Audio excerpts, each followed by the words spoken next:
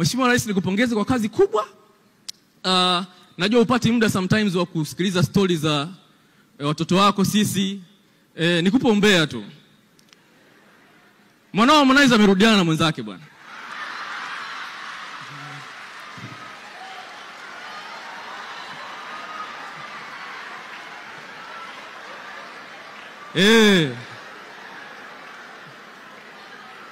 Wamerudiana bwana.